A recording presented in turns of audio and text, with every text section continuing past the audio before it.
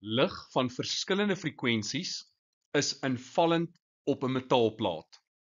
Die sketsgrafiek toon die verhouding tussen die maksimum kinetiese energie, EK van die fotoelektrone en die energie van die invallende fotone. Definieer die term werksfunksie van 'n metaal. Die werksfunksie of die arbeidsfunksie van 'n metaal is die minimum energie benodig om 'n elektron vanaf 'n metaal vry te stel. Skryf die numeriese waarde van die helling van die grafiek neer. Nou as hulle vir jou sê skryf neer, beteken dit as daar 'n berekening gaan wees, gaan dit 'n baie eenvoudige berekening wees, maar gewoonlik kan 'n mens so iets net neerskryf. Nou kom ons kyk na die formuleblad. En ons kyk spesifiek na daardie vergelyking. Die energie van die fotone is gelyk aan die arbeidsfunksie plus die maksimum kinetiese energie. En as ons dan onthou dat Y is gelyk aan mx plus c, dan is Y die maksimum kinetiese energie. En dit is gelyk aan, op die x-as, sal dit dan wees die energie van fotone minus die arbeidsfunksie. En jy kan sien, die y-afsnit gaan 'n negatiewe waarde wees, en dit gaan dan ooreenstem met die arbeidsfunksie. Maar, wat is die helling in hierdie geval? Met ander woorde, x in hierdie geval is E. So wat is M dan? Wel, in hierdie geval gaan M 1 wees. Nou ek weet, die energie van fotone is Planck se konstante maal met frekwensie. As die x-as frekwensie was, dan was jou helling Planck se konstante. Maar die x-as is nou Planck se konstante maal met die frekwensie. En om by E uit te kom, wel, jy moet maal met 1. So, die numeriese waarde van die helling is 1. Bereken die maksimum spoed van die fotoelektrone wanneer fotone met energie Y die metaalplaat tref.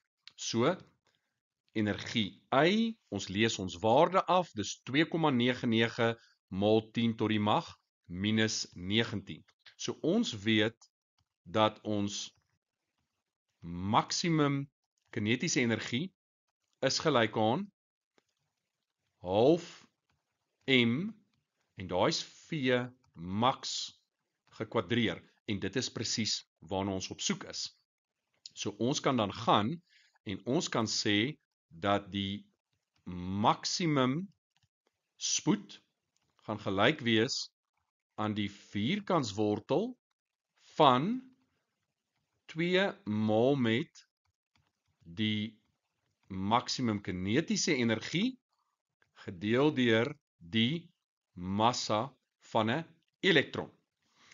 En dit is gelyk aan, ek gaan dit sommer in hakkies sit, sal wees 2 maal met daardie waarde, 2,99 maal met 10 tot die mag minus 19, en ons deel dit deur die massa van 'n elektron wat ons kry op die formuleblad, dis 9,11 maal 10 tot die mag minus 31, en dit alles tot die mag 'n half, want is die vierkantswortel daarvan, en dan beteken dit, as ek daai uitreken, kry ek 6,56 maal 10 tot die mag 11, en ons gaan die vierkantswortel daarvan kry, en die antwoord is dan 8,1 maal 10 tot die mag 5 meter per sekonde. Bereken die waarde van Y.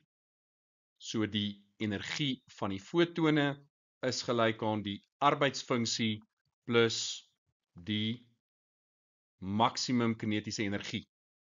Die arbeidsfunksie is uit die aard van die saak my x-afsnit, so dis 3,68 maal 10 tot die mag minus 19, en ek tel hierby die maksimum kinetiese energie. En dit is 2,99 maal 10 tot die mag minus 19. En so kry ons die waarde van Y as 6,67 maal 10 tot die mag minus 19 joule. Dan, interessantheidshalwe, wat is die waarde van my Y-afsnit? So ons het reeds bepaal dat EK max is gelyk aan die fotonenergie minus die arbeidsfunksie.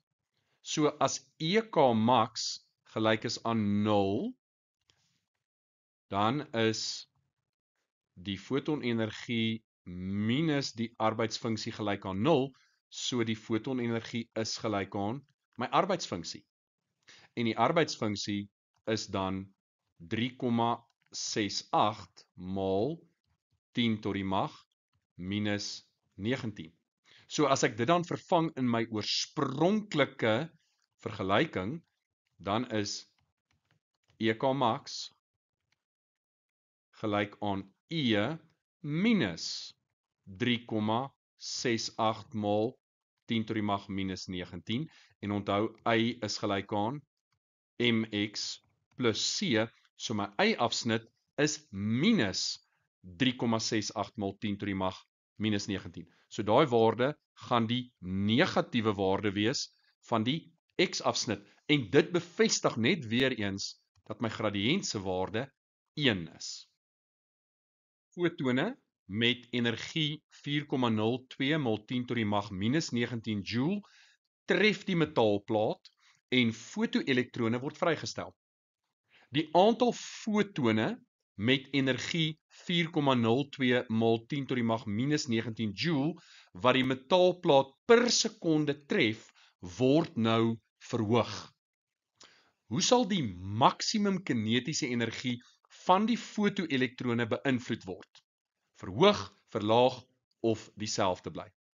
Nou, belangrik, die maksimum kinetiese energie sal dieselfde bly, aangesien die energie van die invallende fotone nie verander nie. Wat verander wel? Die intensiteit, die aantal fotone per tydseenheid verhoog, maar die energie per foton bly dieselfde.